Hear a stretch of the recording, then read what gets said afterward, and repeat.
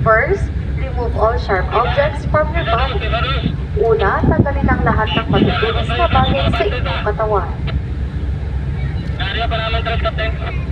Second, untangle all tapes from the vest. Pangalawa, tanggalin ang buhol ng life vest. Third, slip vest over your head and under your shoulders. Pangatlo, isuot ang vest sa leeg at balikat. Fourth, tape around your waist, chest, and neck. Make sure that all ends are secure and tied. Pang-apat, ipulang tali matatagpuan sa madang baywang dibdib at leeg. Siguraduhin mo lamang na nakatali ito ng mabuti. Familiarize yourself with our exit points during stair accommodations. They are found on the both side of the forward, midshift, and aft section of the vessel. Alamin ang lahat ng labasan sa inyong akomodasyon.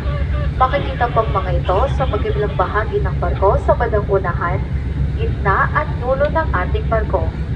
All passageways and exits must be clear and free from any obstruction. Huwag po nating lagyan na namang makakasagabal sa lahat ng daanan at labasan. Our ship is equipped with modern and regularly inspected life rafts to ensure the safety of the passengers.